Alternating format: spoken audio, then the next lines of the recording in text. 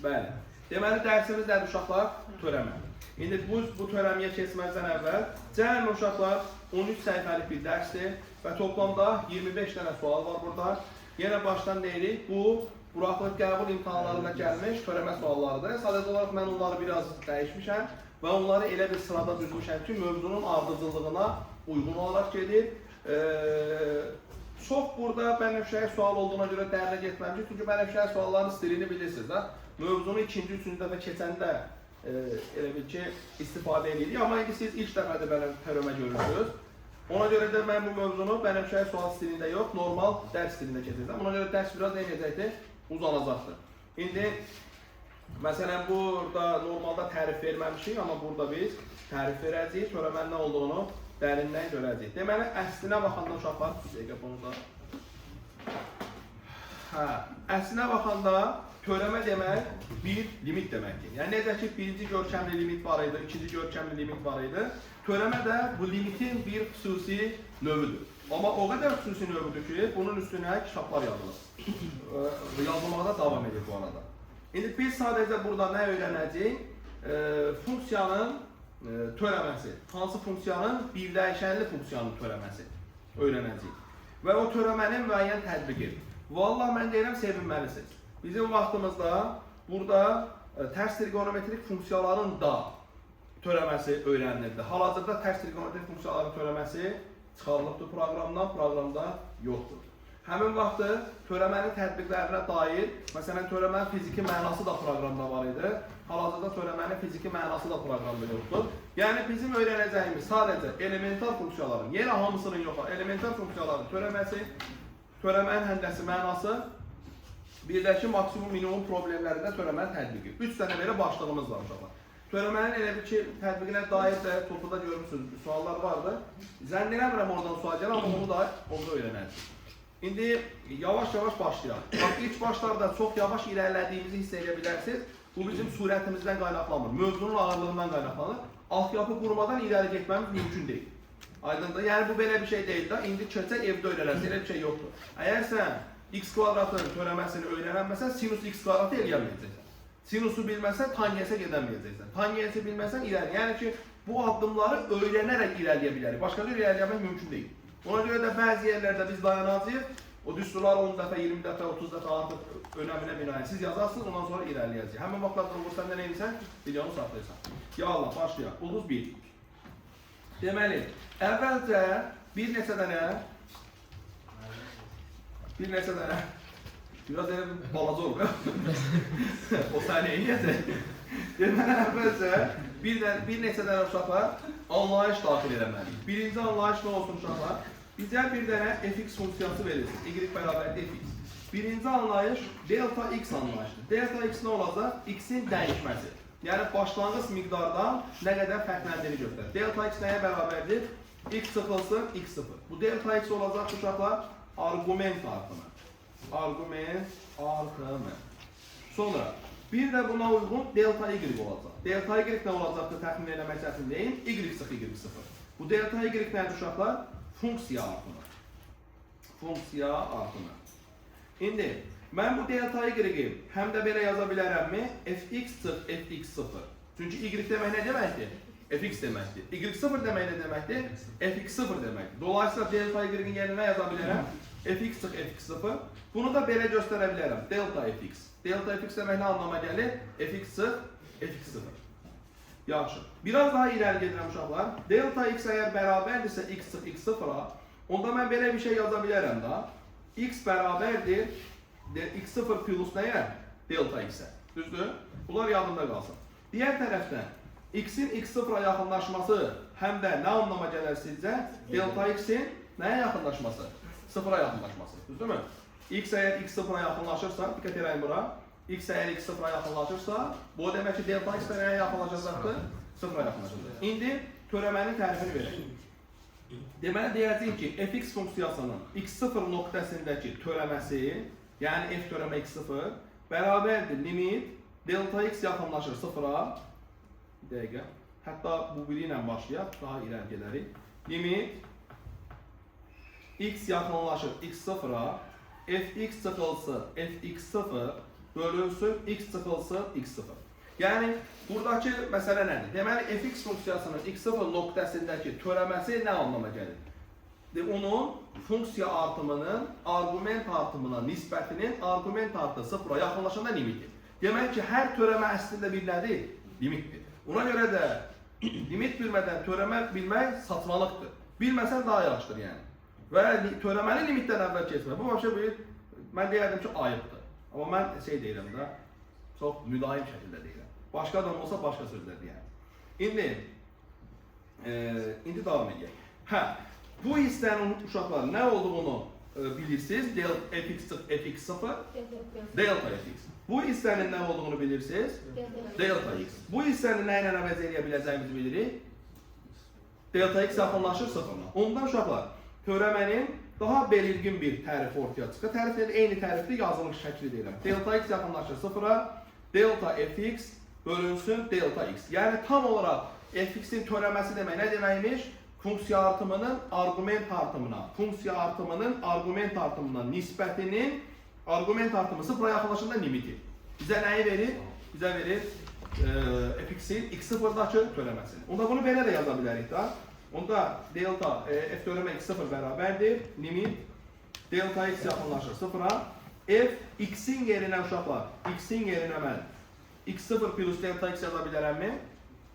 Yaza bilərəm. O da olacaq fx0 plus delta x çıxılsın f x0 bölünsün delta x. Aydındır. İndi mən hər nöqtədə törəməni tapmaq var. Buna deyir uşaqlar xüsusi törəmədə. Törəmənin xüsusi qiyməti. Hər nöqtədə törəməni tapmaq var. Bir də ümumi istənilən x üçün törəməni tapmaq var. Mən istənilən x üçün törəməni tapmaq üçün bütün bu x sıfırları bir də x ilə əvəzləyirəm. Burada sıxıntı yoxdur. Deməli onu alıram ki, f törəmə x bərabər. Yəni son nəhayətində mənim əldə edəcəyim budur. F törəmə x bərabərdir limit delta x yaxınlaşır sıfıra. Fx plus delta x minus fx bölünsün delta x. Tamam, bir də aşağıdan yazıram. Yəni mənim ulduz 1-də bu qədər danışdığımın nəticəsi indi yazacağım üstürdür uşaqlar. Deməli, fx funksiyasının törəməsi, yəni nə uşaqlar? F törəmə x bərabərdir limit delta x yaxınlaşır sıfıra. Fx plus delta x çıxılsın fx bölünsün delta x. Budur. Dərs bitdi. Bitdi deyir, zarafat deyir, saatlayacaq olacaq. Yox, dərs bitdi, niyə? Çünki uşaqlar, əgər artıq müəyyən qədər bacarıq vardırsa, bundan sonra hamısını buradan nə eləmək olur? Çıxartmaq olur. Təbii ki, biz indi burada müəyyən qədər, müəyyən hissələrin isbatını verəcəyik.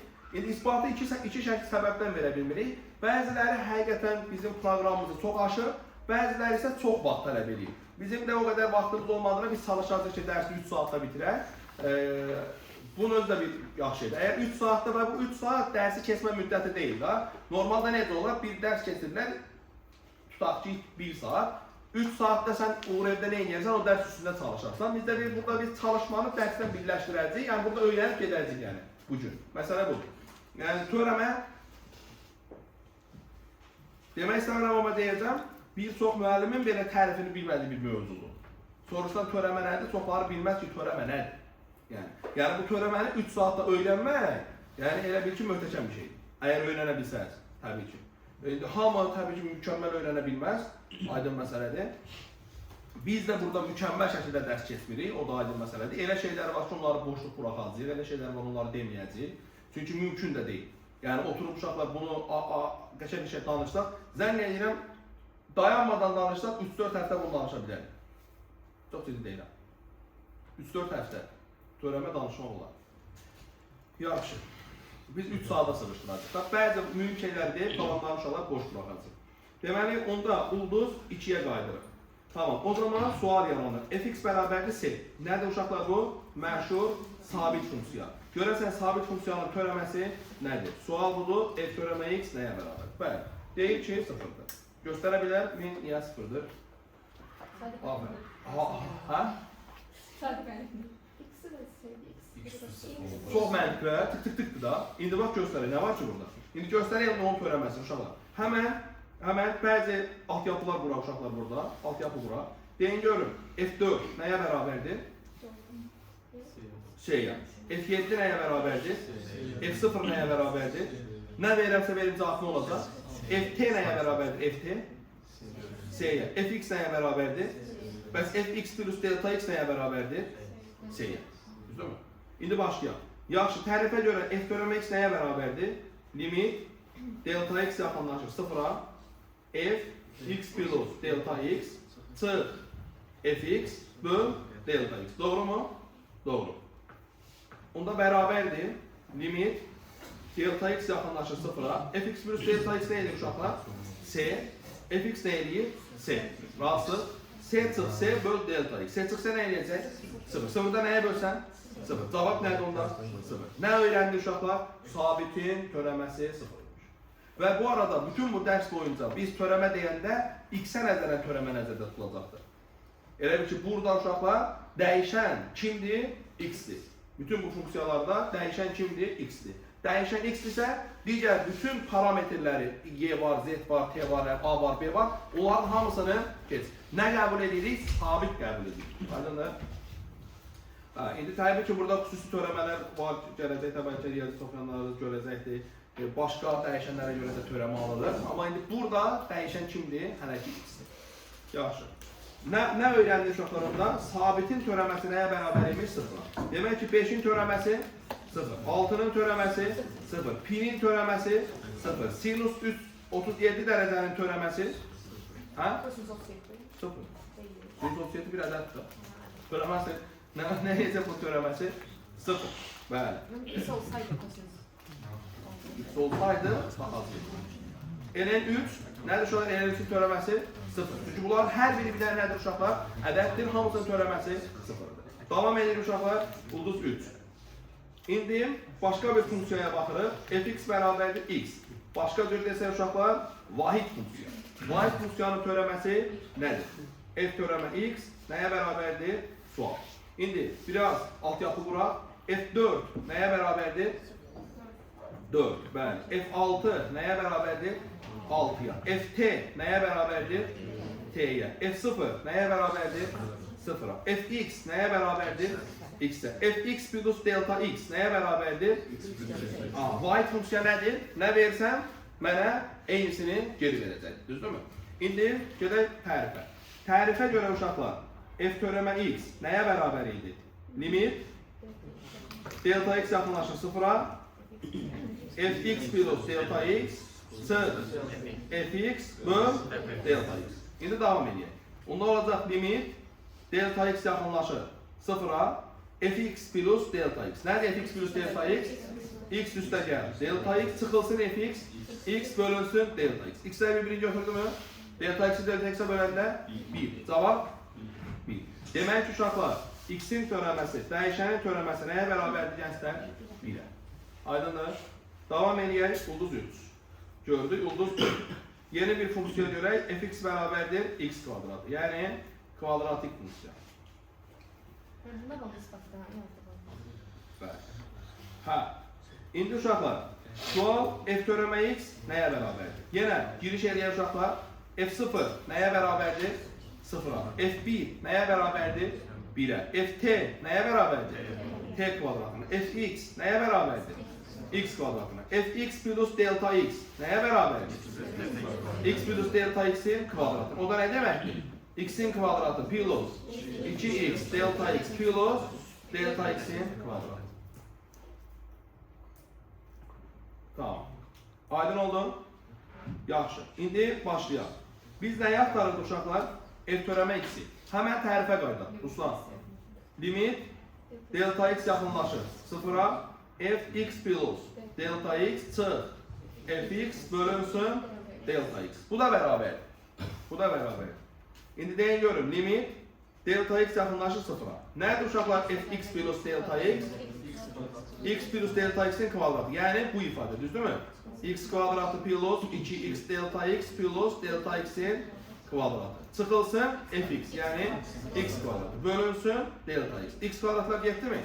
Getdi. Yerdə qalan ifadədən Ruslan delta x'i çıxartmaq olar mı ötəsi xaricinə? Nə alacaq ondan? Delta x vurulsun 2x plus delta x bölünsün delta x. Delta x'ler birbirini götürdü mü? götürdük. Geriyə nə qaldı? Limit delta x yaxınlaşır 0-a, 2x plus delta x. Delta x nədir? Yerinə 0 qoyduq, cavab 2x. Aydındır? Nəticə x kvadratın törəməsi nəyə bərabər imiş? 2x-ə. X kvadratın törəməsi nə edir uşaqlar? 2x. Aydındır? Yaxşı. Biz elə bil ki, uşaqlar ən çətin məsələni ən başda başlayırıq eləməyə. İndi bunu unutmayın. Əgər x yerində hər hansı bir funksiya olsaydı, yəni u x-dən asılı bir funksiya olsun. U kvadratın törəməsi olacaqdı. 2u vur bir də onun törəməsi. Gəlin biraz praktik eləyək. Məsələn, sual belə olsaydı, x 3x plus 7-nin kvadratının törəməsi. Yəni burada onu kim təmsil edir? Bəzi şeylər bilmir, yaşanmaz, bəzi şeylər bilmir. Bu hələ qalsın, bir dəqiqə. Hə, gəlin başqa bir eləyək. Məsələn, uşaqlar, 6x kvadratının törəməsi. Bax belə, 6x kvadratının törəməsi. Nə olacaqdır? 2 vurulsun 6x, vur bir də uşaqlar 6x'in törəməsi. Yəni 6. O da nə eləyəcəkdir? 72x. Bu arada ulduz 4, ulduz 5. Gəlin bəzi şeyləri görək. S vurulsun onun törəməsi, S sabit bir ədəddir. Bərabərdir S vurulsun onun törəməsinə. Yəni məsələn, 6x'in törəməsi olur 6 vur x'in törəməsi. X'in törəməsi nədir? 1, cavab nə oldu? 6. 4x kvadratın törəməsi bərabərdir 4 vurulsun x kvadratın törəməsi. X kvadrat törəməsi nədir? 2x. Olacaq 4 vur 2x, o da nə eləyəcək uşaqlar? 8x. Aydın oldu? Bəli. Bunu çox rahatlıqla elə buradan çıxartmaq olar. Dedim ki, hər funksiyanı S-yə vuranda cavab da S-yə vurulacaq deyə. Buradan çıxa bilər.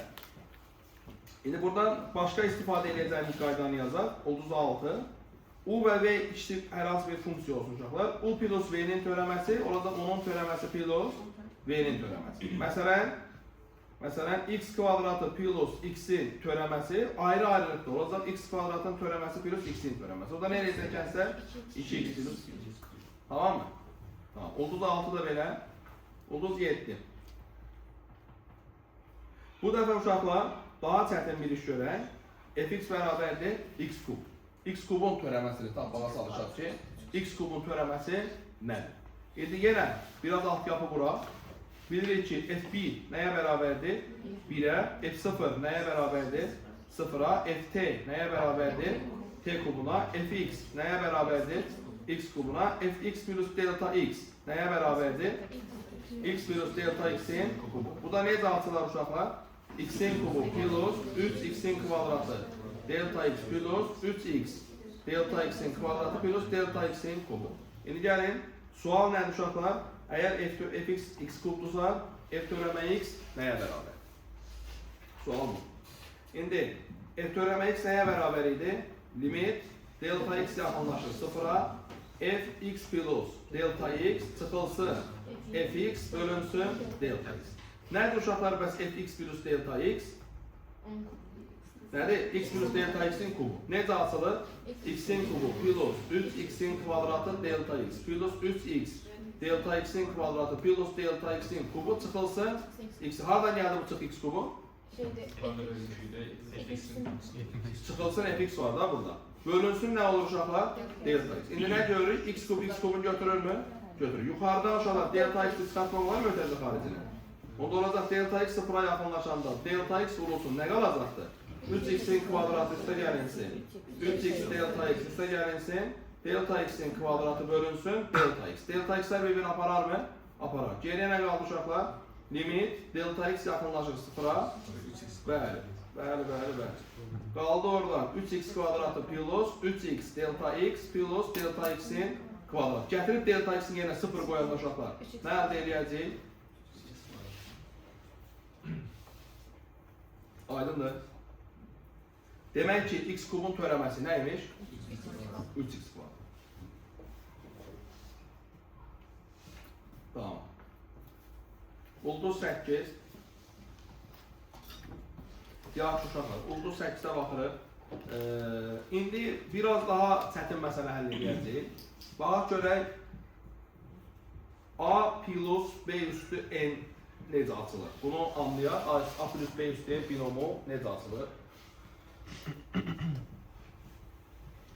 Maraqlı deyilsən. Sultan. Ha? Ne olasın sen ha?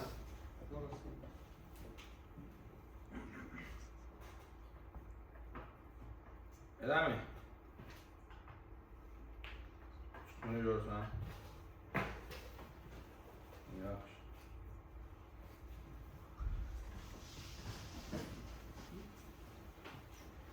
Ha. Sonra A plus B üstü binomu necə asılacaq?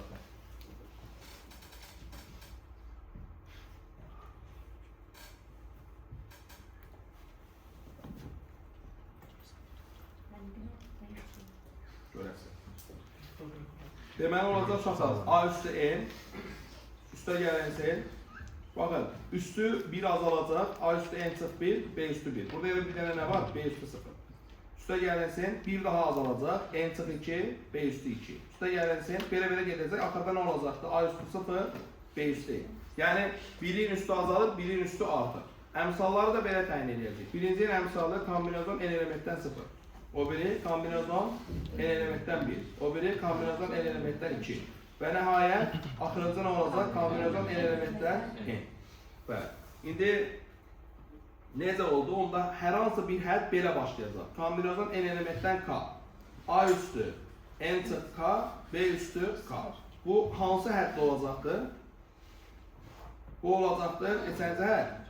K plus birinci hədd.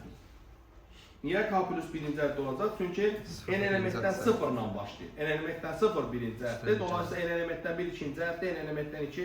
N elementdən K nə olacaqdır? K plus birinci. Əslində siz bunu eləyirsiniz ha. Normalda A plus B'nin kubu nə olmalıdır? Kombinasyon 3 elementdən 0, A üstü 3, B üstü 0. Düzdürmü? Davam edək. Sonra 3 elementdən 1, A üstü 2. 2 hardan gəldi? 1 azalır da. B üstü 1. Üstə gəl kombinasyon 3 elementdən 2. A üstü 1, B üstü 2. Üstə gəl kombinasyon 3 elementdən 3. A üstü 0, B üstü 3. İndi eləyək bunu. 3 elementdən 0, 1. Nə aldı? A kubu. 3 elementdən 1, 3. Nə aldı? A kvadratı B. 3 elementdən 2, o da 3. Nə aldı? 3AB kvadrat. Plus 3 elementdən 3, o da 1. Nə oldu? B kubu. Yəni x plus y'nin kubunu əslində siz asanda bilmədən nə edirsiniz? Bu binom açılışından istifadə edirsiniz.